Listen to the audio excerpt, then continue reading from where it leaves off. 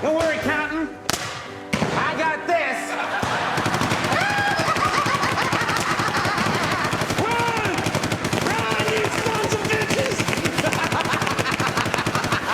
bitches! Would you believe me if I told you there's actually a video game about this? This is Darkest of Days. Someone recommended it to me as a good game for just turning off your brain and going to town. Except, I mean, I made this video, so clearly I've failed on that front. You play as Alexander Morris, a soldier in Custer's army. Yeah, that Custer. You were supposed to have died to one of Crazy Horse's finest, but then you got abducted by the Time Police. This is a world where time travel exists, so they need more agents to keep people from fucking with the timelines. You could say no, but they'd just drop you right back where they found you. You know, like, right there. Well, since this is your life now, you're given a tutorial that's simultaneously overly coddling for a video game and grossly inadequate for your 19th century ass. After you prove you can shoot a gun, you get your partner Dexter and a quick rundown on your mission. Someone, somewhere, and somewhen is fucking with the timeline, setting some VIPs on an intercept course with danger. That means you need to rescue Petrovich from the Battle of Tannenberg and Welsh from the Battle of Antietam. Yeah, this is gonna be an uphill fight. Isn't it great to fight at the Battle of Antietam? Take this gun and engage in some numerical adjustment out there.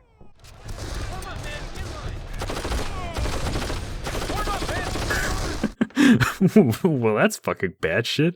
Who made this? Oh. Okay. This was kind of driving me crazy. I think this is a pretty cool game, but it kind of came out of fucking nowhere. Eventually, my curiosity completely took the reins and I tracked down the director, Aaron Sherman. He was pretty surprised that anyone was even thinking about the game 11 years later, and he agreed to a little interview. So 8 Monkey Labs didn't actually just materialize out of nowhere. Aaron was doing really well in the casino games market, but always wanted to do an FPS. The idea for the story had been stewing in his head for a while, so he started 8 Monkey Labs to start working on Darkest of Days. Our goal was to build basically a really good beta and then have one of the big studios pick it up. I thought it was such a good story, and definitely a story that could go on and on and on, that I went out and I ended up pitching it to THQ and EA and Activision, and man, we had the perfect storm. They all wanted it. They all wanted it. They were all bidding against each other, and everybody believed this was going to be the next big franchise. And then the financial crash happened. Wow, okay. It looks like this was going to be the next big thing, but due to those fucking banks, all we're seeing now is the beta. The beta that was developed for $3 million, or like 4% of its target budget. So this engine was built from scratch and it needed to accommodate a $70 million game. So, how was it? I gotta air a slight bias. It runs at a few hundred FPS and it lets me change the fucking field of view, so it can look like dog shit for all I care. Fortunately though, it doesn't. It doesn't have as much detail as, you know, another game from 2009, but you're trading that detail for big 3D vistas, huge levels, good effects, and physics integration. So it's got some great looking dynamic particle effects, and it'll instantly fucking crash if you don't have an NVIDIA card. Yeah, it's not all sunshine and gun smoke, but I had almost zero technical issues when I played. Arrows will animate at like the wrong frame rate, and I had like 2 crashes.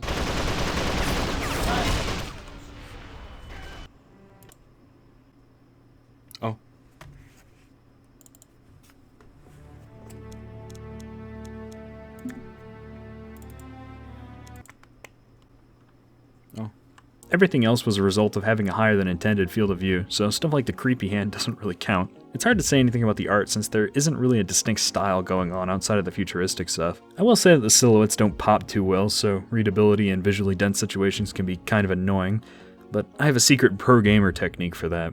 See how I'm strafing left and right like a fucking insane person? I'm trying to create movement via parallax to make enemies distinct from the environment. It works pretty well in any game with iffy readability, but be careful about doing it in a multiplayer game, since it makes you easier to pick out as well.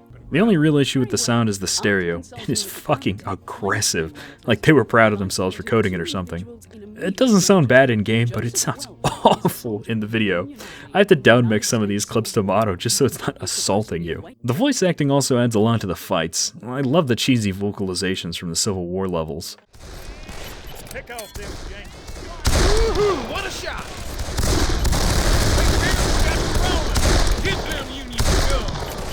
And rolling with the Russians kind of felt like the comfy parts of Stalker. Какая здесь, наверное, была красота, пока не пришел немец. Даже не мечтайте! Меня простого контролера так еще никто не называл. There are like 5 characters total, but I really love Dexter. Fried chicken. I could really go for some old-fashioned fried chicken right now. And a beer. His delivery and the music ensure that scenes have the right amount of urgency. I really miss New York-style pizza. Remember that? Ah, crap, I forgot. You're from a time before pizza. I don't have a good transition for this. Hey, look how many guys there are. The engine can handle literally hundreds of dudes running around at the same time, and basically the entire game is built to utilize them. The levels themselves are huge, and each battle is packed to the brim with people on both sides. They use a lot of tricks and constantly move you around to try to sell that this level of detail and carnage is happening all over the map. Sometimes you can see evidence of the man behind the curtains, but he will usually slap you on the wrist for trying. My biggest issue with this game is the invisible walls. There are so fucking many of them. I said that the illusion holds together, but I can't tell if it's because the later levels do a better job of communicating where you're supposed to go, or if you just get psychologically conditioned to stop trying to go where the game doesn't want you to. In gameplay, all of those individual dudes actually have their own AI. It's not like amazing or anything, but it's impressive what they can do considering just how many of them there are. It first stood out to me when I noticed that they were taking cover. Not just like pre-scripted chest-high walls, but like trees, bits of a fence, artillery pieces, anything physical to put between themselves and you.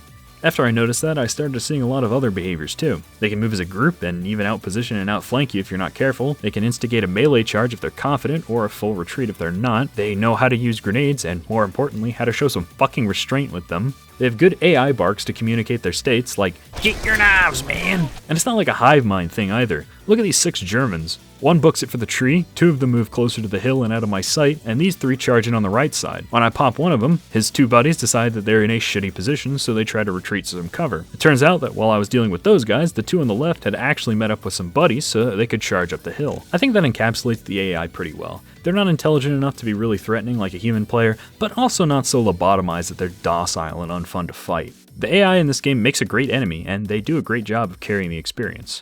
Oh, right, the experience. Gameplay. I didn't really feel too bad about taking this long to get to the gameplay, mostly because, like, you have eyes. I don't think you need me to explain what's going on for the footage to make sense. Each level takes place during a historical event, and you get weapons from that era. You start with a rifle and a pistol, and there's a good selection of weapons for each era, which you acquire through the tried and true method of looting bodies. After enough honest fighting, or whenever the game thinks you're bored, it'll hand you a modern weapon, point you towards the bad guys, and give you the freedom to just fucking cut loose. The shooting is kind of subpar for the time, but only because games like Fear and Modern Warfare 2 set the bar really damn high. The important parts of a shooter are the guns, the enemies, and the context of the gunfights, which is responsible for placing those enemies at the receiving end of those guns. As for the guns, I think they're all well done. They have a good sound and visual impact, and they're great at hurting the bad men. None of them are weak or lacking of impact. My favorite weapon was the Henry rifle, but an honorable mention goes to the Sharps rifle. The Morgan James rifle. Wait, hang on. Well, that's fucking awesome. I think it's just a coding oversight, but you don't start reloading until after you unscope, so you can keep looking through it to confirm that your shot actually connected. I will admit that I do have a soft spot for old weapons and shooters. It might just be from playing a lot of Fistful.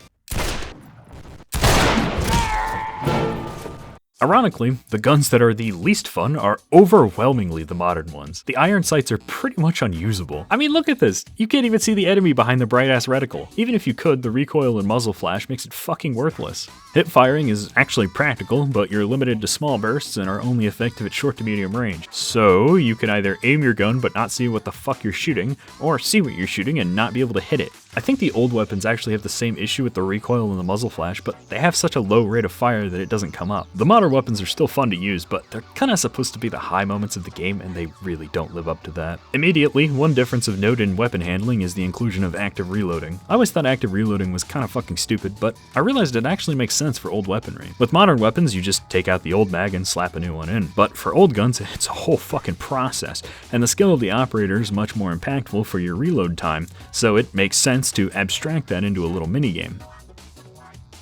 Now you would think slaughtering people by the fucking dozens would radically alter the course of history, but it's okay. They weren't important. You know that because they don't have a blue aura.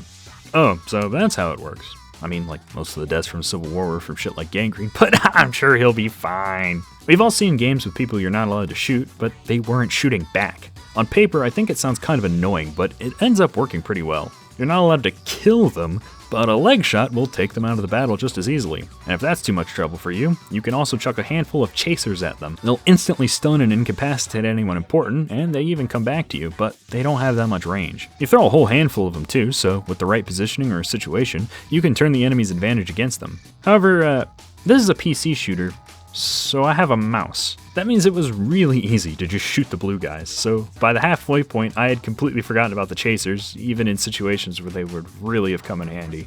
Thankfully, it's not game over if you shoot one or two of them in the middle of your brainless killing spree. You didn't completely fuck up the time stream, you just created some extra work for the Chronotech agents that now have to go back in time and clean up after your clumsy ass. You're low on manpower as it is, so the people cleaning up after you could have been upgrading your weapons instead. In the game, this means that you get less upgrade points. Don't shoot the blue men, get points for your guns, got it. And if that wasn't enough of an incentive, shooting way too many of the blue men will summon the cops.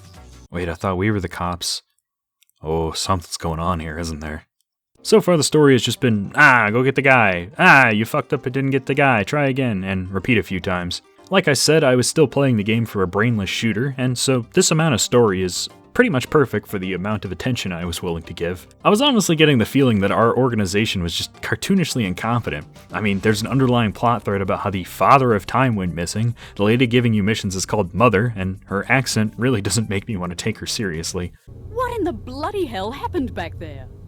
Where are Collins and Gibson? And what happened to Petrovich? Nothing against British people, or I mean, everything against British people, really, but it just seems like a goofy spy movie. She's also not really aware of what we're actually doing, and it kind of feels like she's just not paying attention. Like, we go completely off script and hijack a whole ass Zeppelin, getting a few other agents killed in the process, and she just berates us for losing to the Germans with our superior tactics and training. I'm sorry, what? We're just two fucking guys. Even with whatever the fuck this thing was, we're still just two normal guys. And I'm not even from the future, I'm from 1876. I don't know what you expected. I guess you have the upgrades, but those are actually pretty funny when you think about it narratively. I mean, I understand the advantage of a properly cleaned and rifled barrel for accuracy, but how the fuck did they increase the magazine size for the Henry rifle? Yeah, I know the Henry rifle's tube-fed or whatever, I don't know if that counts as a magazine, please don't comment. While we're on the subject of narrative framing for mechanics, you just have the standard COD health here. It's literally just an aesthetic complaint, but they really should have made this like an overshield or something. It'd do a lot to make it feel like you have some kind of advantage as a time traveler. So something's off with Chronotech, and I'm not sure if it's actual malice or just incompetence, but when the opposition come in, they are all business.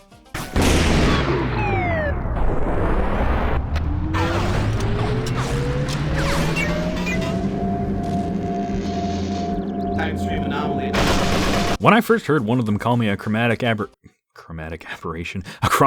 anomaly, I thought I had the story pegged. I thought they were going to have a twist reveal where it turns out that we're the bad guys. Maybe Mother had something to do with the Father of Time's disappearance, and now she's using the agents to fuck with history for her own personal benefit. Sure, the opposition are grim and intimidating, but do you really expect me to believe they're the bad guys when they exclusively show up as a reaction to our fucking with history? This game started out as a gloriously stupid, brainless shooter, but I actually think the writing was competent enough to warrant talking about spoilers later in the video. For now, I'll say that my twist theory was wrong, but I was picking up on the right pieces and clues, I just put them together wrong. As this intrigue with the opposition is building, the game also manages to squeeze a little bit more out of its assets by sending you through some of the same battles, but on the other side, to kind of even things out a bit. I mean, did you really think the laser-guided war crime wasn't going to have some repercussions? It's basically narrative timeout, but it gives me a great chance to talk about the gameplay again. Okay, narrative timeout is a little reductive, but it was a good transition. These levels aren't just the original ones, but backwards. This ain't a fucking racing game. I mean, they might have reused some of the maps, but I didn't notice anything, except, of course, for the level where you're literally shooting at yourself. The meat of the levels isn't the maps, but the objectives, and the way the game keeps you moving from fight to fight. The pace of both the missions and the overall campaign is great, and they're always changing it up to keep it fresh. You open up with some set pieces like the Indians and Little Bighorn and the Antietam firing line. There's a level where you run through the swamps. Oh god. It's fucking Euro, man. There's a level where you run through the swamps with some scouts. You get your standard... Ooh, that's bad. Ooh. You get your standard trench warfare, of course, and then later you get to give the trenches the finger. It just keeps ramping up until it finally climaxes with an all-out futuristic street-to-street shootout in Pompeii, right in the middle of the eruption. I tried this line like 10 fucking times. I'm going with that take. Right in the middle of the... I keep saying interruption. in the streets of Pompeii, right in the middle of the eruption. You know, the big one. I was really surprised how much this game was able to do with what it has. I mean, the mixing of modern weapons with historical battles doesn't really seem like that big of a deal, but it actually changed fights a lot. One automatic weapon turns a losing battle into a wave defense. One shotgun turns a slow advance through the forest into constant running and gunning. One level sends you in solo with a completely modern loadout, and the gameplay changes from being the deciding factor of a battle to being a true one-man army. It might be kind of below average for 2009, but I am fucking sold on this game, or at least the idea of more. That doesn't mean the game didn't do enough with what it had, but there is so much more material for games exactly like it. There are a lot of historical figures that would make an excellent protagonist. For example, Audie Murphy. This guy is the pinnacle of badass. He earned literally every single award for heroism that the army had, as well as some French and Belgian awards just for fucking good measure. I have a hard time believing that some random schmuck from Little Bighorn can do all of this, but Audie Murphy? I feel like they missed a slight opportunity to show some actual historical figures. Like, we got to see General Custer, that was pretty cool, but never again. I mean, how cool would it be if there was a mission in like the Spanish-American War and you got to roll with Teddy Roosevelt and the Rough Riders? Or shit, what if we got away from fucking Europe for once and got to hang out with Lawrence of Arabia? Actually, forget Darkest of Days for a second. I'd gladly pay full price for a shooter that's just about him. Call it 7 Barrels of Wisdom or some shit, I don't know. There's also a lot of incredible options for mission settings, like Rourke's Drift, Shiroyama, the Defense of Belgrade. Okay, I'm just reading from a list of Sabaton songs, but seriously, like anything Sabaton has done would be an excellent fit for this game. There's a lot of stuff in the game that's already a great fit. We've got the Great War, the White Death, 82nd All the Way, the Final what? Yeah, there's an Auschwitz level, and it opens up exactly like Schindler's List. The level itself is also really weirdly out of place and is by far the least polished. I got killed for trying to wait in line, I explored the camp to find awful looking level geometry, and I actually got out of bounds at one point and had to wiggle myself back into the action. It feels like this level never got past the guy that puts invisible walls fucking everywhere. Oh, wait a minute. We got the Civil War, we got Confederates, we got Nazis, and now we got the Holocaust. Okay, moving on. You had to go to Auschwitz because there's actually 3 guys you need to save, not 2. They just didn't figure it out because 2 of them are named Petrovich. I thought this was really fucking stupid. Oh god, the euro is coming back up. You know, I'm experimenting with leaving outtakes in this video. Like just sprinkled in the middle. Let's see if this one fucking ends up in there. I thought this was really fucking stupid, but I did a lot of genealogical work last semester for a class, and honestly, it's so accurate. It is perfect. It is true to life. That is exactly how it is. The point is, Welch and the Super Petrovich brothers need to live because they contribute some shit to science, but your attempts to rescue them keep hitting snag after snag. The opposition are also becoming more and more of a threat, cropping up as an actual ambush instead of a reaction to your fuck-ups, and they even pull you aside for a brief chat. I don't think anyone cares, but if you want to avoid spoilers, you can skip to here. But I mean, like, I don't think it's worth $20. This guy is the leader of the opposition. He only really says, I'm not the bad guy, before you're pulled back to the real game, but that doesn't matter. We've located the Father of Time. He was taken to Pompeii, and we gotta get to him before the opposition does. This is the climax of the game, and it is fucking awesome. It's just non-stop, street-to-street, fucking action with modern weapons. There's Romans running around in a panic, but they're in Pompeii, so collateral damage isn't a word in your vocabulary here.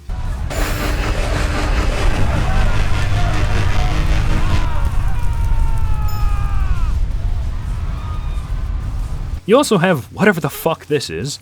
If you hold right click, it'll vaporize shit at a good range, which carried me all the way to Father. I honestly have no idea if he's written to be senile. He's just kind of dicking around and not really taking the situation seriously.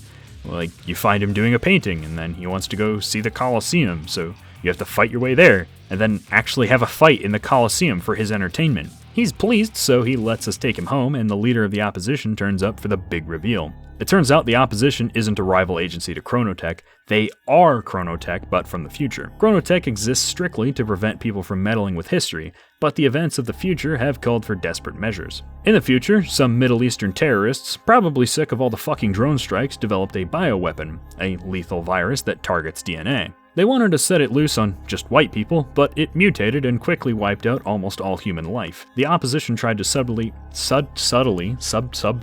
a fucking B in that word. The opposition tried to subtly influence Father's research to get him to see the value of changing history just this once. However, Father is still adamant that we can't change history. Thank you, Doctor. I have my answer.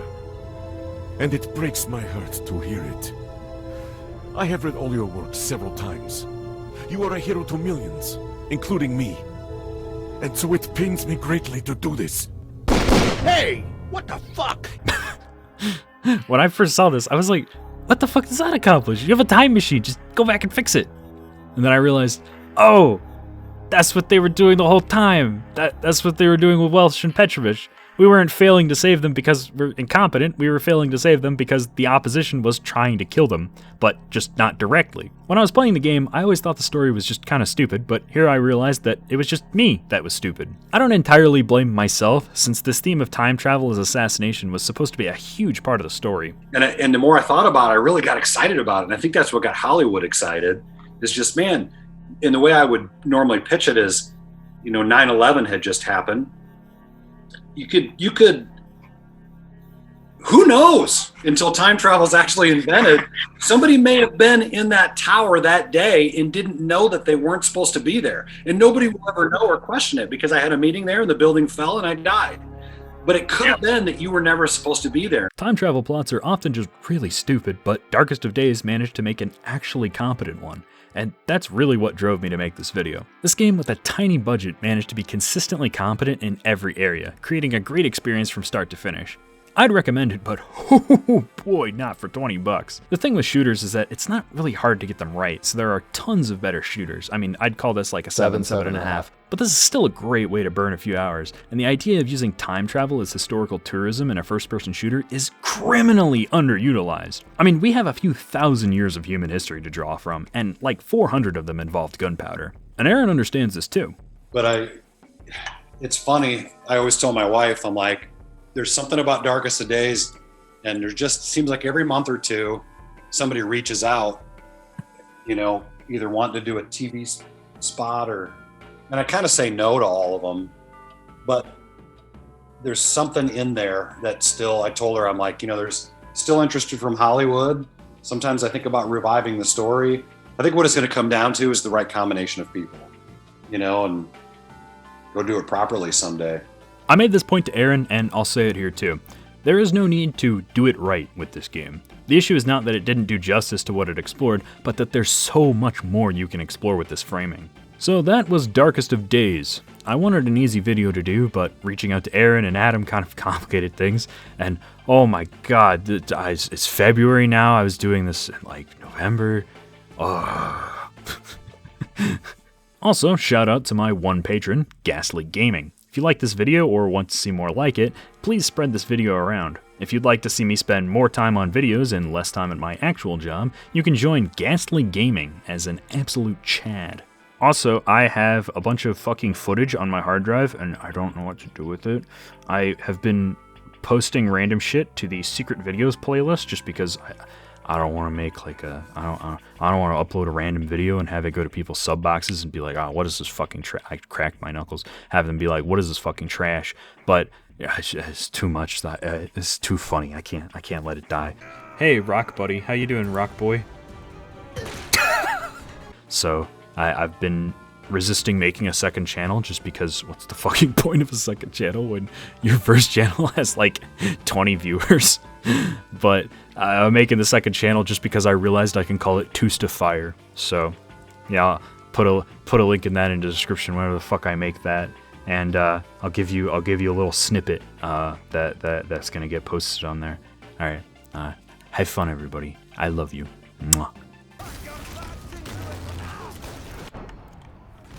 He's bouncing us into the water. With the fucking... Okay, nice, you got him. Yeah, that interp's working out. Okay, don't turn that corner. There's a sniper. And he's good. No, don't Germa this. Okay. You got him!